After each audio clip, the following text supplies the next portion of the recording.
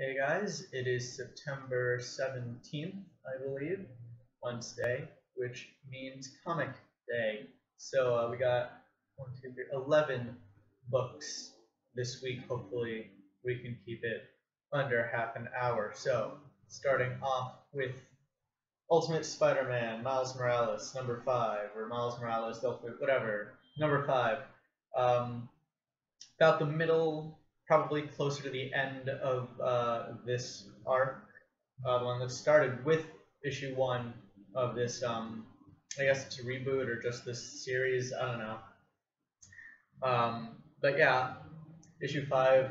I mean, I'm guessing we're nearing the end because 5 is already a long arc, especially for Marvel. So I guess the main story, I haven't reviewed any of these, I don't think. So main story is that Peter Parker, or Ultimate Peter Parker, is back after he supposedly died. So is Norman Osborn, the Green Goblin who killed him. And this cover is kind of misleading, as comic book covers are, or tend to be. They're still friends by the end of this, and I don't think that's a huge spoiler. Basically pick up right where we left off last issue with these two defeating or fending off Green Goblin, but then the cops come to arrest both of them. And so they escape. Peter kind of goes his way, and then we follow Miles the rest of the story as he basically runs into Maria Hill. Sorry, this panel confused me as I was reading it. Maggie? No, Maria Hill. You got it right the first time. Who turns out knew he was Spider-Man all along. And so they come together to try to find this. We have a short scene with the two people who are robbing places all over New York who look enough like Spider-Man, but the police are confusing them for him. And they're talking about a secret mission that they want to do. And maybe it's because all white guys look the same, but I can't tell if these look like a cross between like Peter and Norman. I don't know. It could just be that all white people look the same. And then we follow Norman Osborn as he gets together with J. Jonah Jameson for kind of an interview. Norman powers down and talks very calmly to Jameson, apparently because of Miles' venom sting, which messed up Norman's chemicals or whatever. He can think clearly for the first time in a while, and so he wants to kind of, vent, get everything off of his chest. And the issue ends with kind of like a big climax, which makes me think that the next issue might be the final one in this arc. It's just like two big climaxes, just like one right after the other. Don't want to spoil what those are, but so far I'm really enjoying this book. It is kind of only my second experience with Miles Morales, my previous being Spider-Man, which also had a Peter and a Miles working together. So, but yeah, no, I'm enjoying his character a lot. Not that I expected not to, because if I did, I wouldn't have picked up the book. But yeah, no, I'm really enjoying it. It's a really good Spider-Man story, because you still get that ethos of Spider-Man, but you have a new character, which is interesting for me just to kind of explore that with. And you also get a really good mystery of how is Peter back? Is it Peter at all? Yeah, no, I'm just really enjoying it so far, and I also really like the art. I've liked it this whole book. It's nothing like too stylish, but I think that's what I like. It's just like really good, high quality, comic-y art. Every panel, every page. So yeah, no, I'd pick it up if you like Spider-Man, if you maybe don't like Peter but still like the idea of a Spider-Man. I'm having lots of fun with it. Next up, we have Spiderverse, or Edge of Spiderverse Part 2, Gwen Stacy, and this is probably my favorite book of the week. It just oozes style, and not just style, but like punk rock style, and I just love that. And again, we have another kind of alternate Spider-Man story, where instead of Peter, you have, as the cover suggests, Gwen, who probably has one of the best costumes just of recent superhero history, like right up there with the new Batgirl, which comes out next month. I think I'm actually excited for that. Um, and to be completely honest, I don't really know Gwen Stacy as a character past, the death of Gwen Stacy. And from what I hear from other fans, like that is her defining moment. Like Gwen Stacy is known for being fridged, and that she wasn't that interesting of a character. She was just kind of Peter's girlfriend before that, instead of her own character. And so this, I really enjoy her character actually, and not just because she's like a punk rocker, which I mean is plus for me no matter what, but because she's like both similar and different enough to Peter. She's similar in that she has that drive to do good and to help people, but different in that she's not motivated by the death of a family member. She's not motivated by death. She's motivated kind of by a death. I don't want to get too much into it. And it is her fault in a way, but it's not the same death caused by irresponsibility as kind of by not. It's hard to explain. I mean, she feels a guilt, but it's not entirely her fault or her being her. It's hard to say, but they clearly have different motivations, and like they're similar just in the terms of banter, but like she has a very different style of banter. I don't know. It's like she's just a different character, but still very Spider-Man, much like Miles, but different than Miles, because Miles, I feel, I mean, just from what I've read of these 5 issues of Spider-Man and the 5 issues of Spider-Man, isn't as kind of bombastic, isn't as, I guess, confident in the role. But Gwen clearly is. And even in this one issue, they kind of explore this alternate universe enough. They have a Matt Murdock. They have a implied Kingpin. They have a Rhino. And like I would just read a Gwen Stacy comic if it were just more of this. It was that good. And again, I love the style. I love the neon. I love the lettering. I love all of the sound effects and everything. And oh man, it's just this whole book is great. Yeah, just awesome. Pick it up. Pick it up if you like kick-ass female characters. Pick it up if you like Spider-Man. Just pick it up. It's my favorite book this week. And then we have one more Spider-Man to round things off. Superior Spider-Man, number 33, which is another Edge of Spiderverse tie-in. And with this, we get a little continuation of just kind of the Superior Spider-Verse story, him recruiting new Spider-Men and fighting the mystery guy. But the bulk of this book is actually revealing who this mystery guy is. So kind of villain backstory. And it kind of ties in with a larger overall Spider-Man mythos that, honestly, even if you know it is very confusing, because you have kind of stuff with the Clone Saga, you have stuff with totems, which like pops up every now and again with Spider-Man. Instead of just being the radioactive spider, he's the avatar of the spider totem sort of thing.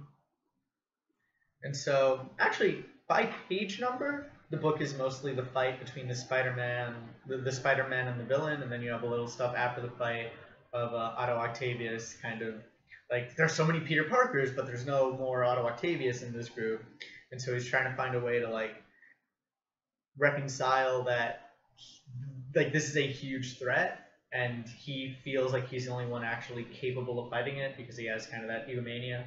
And that's actually really good, seeing Otto develop, again, as a different Spider-Man. That's kind of a theme this week, these early comics, are these alternate Spider-Men who still have that innate Spider-Man-iness of like being a hero and wanting to do good and wanting to use power responsibly, but different kind of ideals as to what responsible means.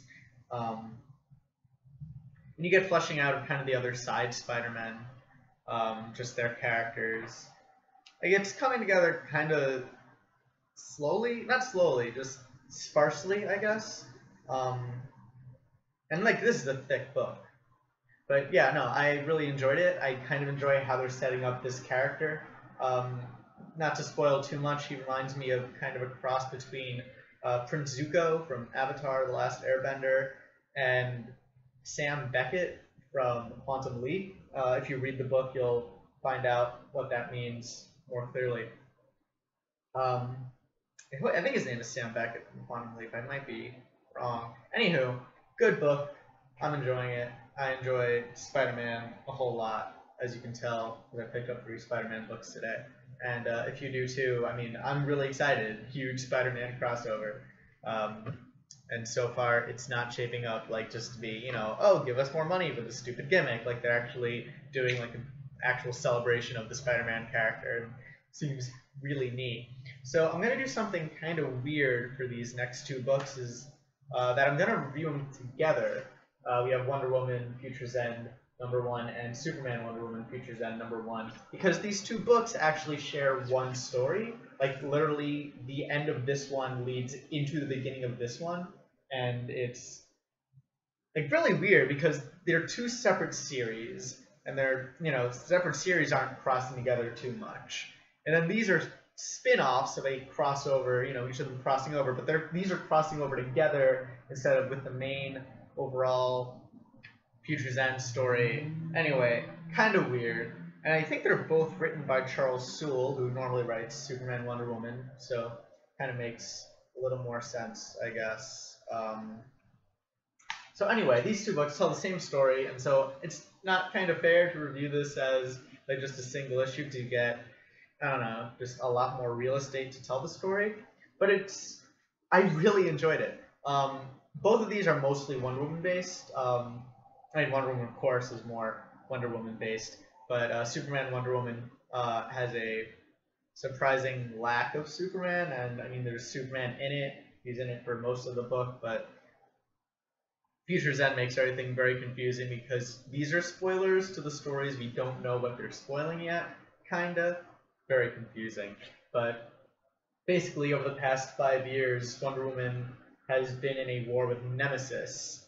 Because Wonder Woman is the god of war, and she's trying to end war. Like, she's reluctant. Is like, if I'm the god of war, then I can control war, which means I have the power to end it forever, finally. And Nemesis, who is kind of her life force stems from fear of the other, is like, no, if you end war, then I'm going to become a lot weaker. So Nemesis kind of fights back and causes this war that Wonder Woman's been fighting for the past 5 years.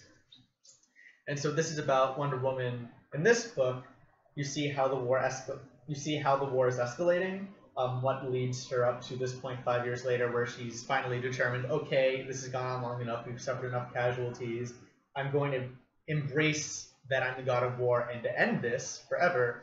Then in here you see kind of the fallout from her decision to finally embrace being the god of war, and then her kind of returning to Wonder Woman-iness in a way. And in these 2 books you get like a really good story, like a nice 2-act kind of fall to darkness and then rise up, very kind of Orpheus, and the Orpheus metaphor is really strong just in the beginning of this book. So yeah, as someone who enjoys Wonder Woman, I enjoyed these 2 books. It is very Wonder Woman though. If you're not too into Wonder Woman, maybe a skip, but very good books nonetheless, and I recommend both of them. If you're only going to pick up one, don't pick up both, because this one has an unsatisfying ending if you don't pick up this one, and this one takes off in the middle of a story, so you're kind of lost, like doubly so, because of the little crossover thing. So if you're going to pick one, pick up both, and you won't be disappointed. Next up is Batman, Superman, Future's End #1. And again, this is mainly a Batman story instead of a Superman story, of course, because Superman is kind of in self-exile during the whole Future's End thing.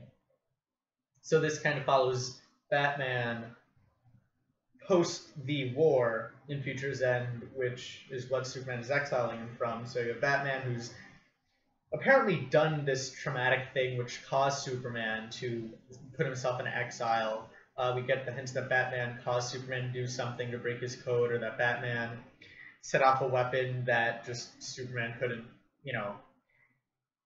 morally find right to do. Batman pushed the boundary either way. And so this is kind of like the other Batman stories, a last stand, so to speak. And this one is Batman's last stand to kind of get back in touch with Superman in order to help fix the world. And you definitely see, I guess, kind of like the Wonder Woman, another kind of a more subtle descent into darkness, because this is Batman already past that boundary, and this is him deciding that was effective. Do I stay here? Do I try and find redemption? And of course, he tries to find redemption through Superman, and I don't want to spoil too much, but it leaves Bruce Wayne off at a very interesting place. One that I feel doesn't quite mesh with what we already know Bruce Wayne is behaving like in Future's End. So it feels a little, I don't know how the ending quite matches up, but there are like 3 more Batman books, so maybe we find out Venom there or something. And of course, it also doesn't quite mesh with what we already know Batman supposedly does in the New 52 future with the whole cloning project and all that.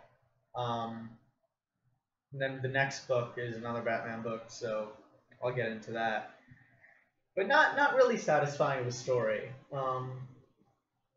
Just, it kind of jumps around because you wake up, it takes place after Batman wakes up in the hospital, and then you flash back to this fight he had with Superman, and you think, oh, Superman put him there, and then you find out, no, this is something different. So, but yeah, while this is mainly a Batman story, it's Batman who's the main character, Batman is narrating, it's kind of about the effect that a lack of Superman has on this world, which is kind of an interesting way to frame a story, especially a post-war story. It's, now a world without hope, because Superman represents hope symbolically and all that. And so what Batman does when he has no more hope, probably a skip though. More interesting, I think, just to read into than to what you get out of it. And so now we have Batman and Robin, Future's End, and this one, again, there's too many Batman stories, it's hard to keep them all in line. And so with this one, we have a new Robin, who is a character from 0 Year, all grown up. And so you have Robin kind of running around, facing all these kind of small crimes. Meanwhile, Bruce is facing the Heretic, who is a clone of Damian that ends up killing Damian. I don't think that's a spoiler alert anymore. Maybe it is. But, and basically Bruce is wondering if this is the same one that killed Damian. Is it actually Damian who's returned from the dead? Is it just another clone? And so you have Robin running around facing all this crime while Batman is getting himself beat up by the Heretic. And then at the end, something happens, and it's kind of heartwarming. But, better Batman story, I think, than Batman Superman, but kind of a one we've already read before. Especially since Robin died, especially in these new future books where we have Batman who's kind of just hanging on by a thread. So, but yeah, just kind of a well-written book, very solidly done, but not much of a payoff, not much of a thinking book, just kind of, oh, okay, this is good, I guess. Again, probably skippable, unless you want to pick up all of these. Next is Justice League Future's End #1, which I feel is a misnomer because this has a lot more to do with the Justice League International, which I'm not sure if they're called Justice League Canada anymore, or I don't know what they are, but it's the Justice League that isn't Superman, Batman. It's the Justice League with Equinox and Martian Manhunter and Captain Atom. And with this, they're kind of doing the whole Captain Atom as Dr. Manhattan, except he's evil now. and that's kind of the plot of the story. Is there's this huge prison on Mars where Captain Atom has been kept, and then he breaks out and he breaks all the villains out, and he tries to escape, and he wants to destroy the whole universe because he's Dr. Manhattan and he's linked to everything, and he has that power to do that. And you have the Justice League International. I'm not really familiar with any of these characters except like Flash and Cyborg are here, and Martian Manhunter is around. And so basically it's just a long fight scene where the Justice League International really are just kind of stalling. They have no chance to actually beat Captain Atom at this point. And at the end, Martian Manhunter kind of comes in, saves the day. Again, not like, aside from just not being what I was expecting, I don't think that it's really fulfilling. I mean, if I knew, like, starting, oh, this is going to be a Justice League International story, I probably wouldn't have bought it. Having read it, like, I honestly don't feel more attached to the team. And you could say, oh, well, this is meant for the fans of Justice League International. You know, I would have got more if that's the case. But as the old comics adage goes, everyone is someone's first. Especially when you label a comic #1, you're going to have someone interested in the Justice League probably who's picking this up for the first time and is totally thrown off by just the lack of familiar faces. And it doesn't do a great job introducing the new ones or making you care about them. And it throws you in, like, the story is completely removed from everything that I know of so far, taking place 5 years on the future and in Mars, or on Mars, so, and like has nothing to do with the Future's End storyline, except for that some characters are there, but we see the character in Future's End in a completely different environment, and he's characterized almost, well, he's not really characterized in this book, is part of the problem. So yeah, another skip. Unless you really like fight scenes with insurmountable odds, but I mean, that's not really a good story all by itself, I don't think. So then getting into Future's End #20, and I said last week I had a little trouble reviewing Future's End books, or just weeklies in general, because they jump around a whole lot. This one is no different. The main crux of this book is, the main crux is, well, basically the first kind of beat is you have Red Robin meeting with Lois Lane, and that doesn't kind of lead anywhere except we find out more about why Red Robin is under this false identity because of the war. Big surprise there. Then you have jump into the future, the bad future of Future's End with an aged Mr. Terrific, and this is actually pretty rare. I don't think this has happened really much since #0, and so we get kind of a catch-up of what's going on in the future with Brother Eye, Mr. Terrific, and Bruce Wayne, and I don't want to really spoil what's going on there, but it at least is something interesting. Like, that little tease is like, okay, now I'm probably going to keep on picking up this book because they're teasing something very interesting, and I hope they do it well because it's very promising. Then you jump back onto Cadmus, where the whole gang gets back together and are trying to figure out what Brother Eye is and, you know, what their next move is. But they don't actually make a move, so not all that interesting. Before jumping back to the present, I don't know. Tenses are hard when you're reviewing Future's End. We have Mr. Terrific, who's caught Batman Beyond's team from last issue and offers them a job if they give up who sent them, and that leads into another kind of cliffhanger, you know, read the next issue, see how this turns out. And another very interesting one. What I'm going to say is things are hinting for a very Bruce Wayne future, at least in this book, at least for the next few issues, probably. So there was some good dialogue in this. Just as a single issue, like, there was some enjoyable dialogue that made me chuckle, but for the most part, yeah, unless you're already reading. This is it's just a very hard series to jump onto. It's hard to recommend unless you've already been keeping up with it.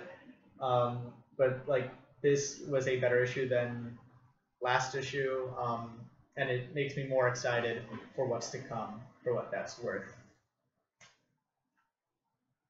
Moving on to Batman Eternal number 24, there it is. And as you can see from the cover, we finally get spoiler. We finally get Stephanie Brown stepping into this more heroic role. And that's the main crux of this book. We get a little part of Batman fighting this weird energy being, and that's kind of pulls up a question, but like the question isn't very fleshed out. And then you have this really annoying page with Batman standing like right next to a magic eye, and the caption says it gets complicated the longer you look at it. And I just never got these magic eye things. They never worked for me. And so I'm trying to hold this up to the camera. Maybe you guys can see something I don't, but like, I don't know. These never work for me, and they're always frustrating, and I hate it. And I hate that they put him in this book because I think it's a clue. And it's like I've just been staring at this literally for minutes. I was like staring. I was like, what? I was trying to cross my eyes, didn't work, and that's just very personally frustrating. But aside from that, this whole issue is basically the debut of a spoiler, and it is amazing. Like, they kind of teased this long enough, but it is really cool and like totally pays off like in spades. It is awesome. Like, you can I don't think you can necessarily start here with Batman Eternal, but this is a very just good single issue in this weekly series that I really enjoyed reading. It flows really well after the Batman interlude, which is just kind of like an interlude. It's like, you know, we have this story, let's take a little break, and then boom, right back into the action. And it's awesome, and I don't want to really show you any of it because it's like, just be surprised, but it involves spoiler and motorcycles and a chase, and it's cool. And I'm really excited to have Stephanie Brown back as a spoiler, and just like, wow, this is really picking up speed, and I'm really excited. So pick it up, or you know, if you picked up the previous 23 issues, don't stop now. And the final book this week is Multiversity issue 1. Comixology listed it as issue 1.1, and all the Multiversity issues are number 1, so kind of hard to I mean, I'm titling it 1.1 in the video. I'm still point up from like when the titles were up on YouTube like 5 years ago, but they're down here now. So as you can see, labeled it 1.1. And I'm like, the first issue was very kind of confusing. It threw a lot at you, and it just felt kind of janky and disjointed, which I'm sure was the point considering Multiversity. But this one feels just a whole lot stronger as a single issue, and a whole lot better. And I really enjoyed this. Probably my second favorite book after Gwen Stacy, before Batman Eternal. And it's a very pulpy feel. Like, I half expected, like, I'm kind of disappointed that this isn't done by Darwin Cook, because it feels very kind of pulpy and Darwin Cooky, and I'm not, like, not to say the art isn't gorgeous. I really enjoy the art in this one too, and it still gets that pulp aesthetic, that pulp coloring across really well. And it's just really cool. And so you have kind of all the heroes on the cover. You have Dr. Fate, Lady Blackhawk. This is Atom Smasher, who's really cool in this book. He's an 18-year-old kid who has like this really hard punch. Abin Sur is the Green Lantern, which is neat. I'm always talking with my friend Adam, who I used to review comics with, if you've been watching me that long, about Abin Sur, if he's remained the Green Lantern, and like, so it's cool to see him in the role. And then the main character is the Immortal Man, who is an alternate universe Vandal Savage, who is a good guy, who's a hero, and it's really neat to kind of follow him, and he's narrating this whole story. And so it's basically, you have that team of heroes who I just mentioned, versus an alternate universe not Randall Savage. Is that a wrestler? Randall? Anyway, versus an alternate universe Vandal Savage, who's the more villainous Savage that we know. And so they've been fighting their own war, kind of immortal against immortal. And Savage has a team of Lady Shiva and Dr. Faust. And so like very pulpy already. You get just a nice kind of 1940s, 1950s pulp feel from the whole thing. And it's like, I really like pulp too. And it's really well written, and it's a complete story. Again, a larger book, but it's worth it because it tells the whole story. It's incredibly well paced. You get enough of just kind of DC lore where it doesn't feel like completely removed. It kind of feels, initially it felt very Watchmen to me, because you have kind of these alternate superhero things that's more kind of not grounded in reality, but just feels more, I don't know. But yeah, at first it felt very Watchmen, but you still have enough kind of tags to the DC universe. Not just the characters that I mentioned, but you have Parallax is one of the villains. And it's all very well done. I don't want to like say too much about it. Just, I think like pulp story with Dr. Fate, Vandal Savage, that sort of team. And what's great is that even if you're not familiar with these characters, like this sets them up very well as alternate universe characters. You don't really have to know who who Dr. Fate is, or who Vandal Savage is, because this is of course its own universe with its own story. And it gets it across really well. You get like the whole world, you get the nice tone and feel and texture of it all. All the characters are pretty developed for, a single issue book. And then of course it all ties in back to the main conceit that this is a comic book in another alternate universe of the Multiversity, and basically that's the whole gist of this, is that every book in this line of the Multiversity is a comic book in another issue of Multiversity. So you have all these characters reading. Let me find an issue, a page that illustrates. So here you have Atom Smasher reading a comic book, and that's going to be another issue of Multiversity. That's the cover to one of them. And so, like, I think that's just like a very, very meta, very interesting way to frame a story. And I'm really excited because the next issue, the cover is like a People magazine, like one of those celeb gossip magazines. So I want to see how the story goes in that one. But yeah, no, very interesting. And you kind of wonder how it all ties together, but at the same time, so far, this one works as a very good single issue, a lot better than the first one did. Definitely a recommend. Like, just as a single issue, I can recommend this. It's just that good. But if you're interested in the Multiversity story, it promises more of this. I mean, I like Grant Morrison. I know some people don't so much, but I do. That's my personal opinion. That's why it's a review. And that is it for this week. Went over half an hour, but these were a good heap of books. Got me very excited. I wanted to talk about them. And I hope you cared enough to listen. I hope you care enough to tune in next week, because hopefully that is when I will see you when books come out next Wednesday, as they do most Wednesdays out of the year. Thank you for watching.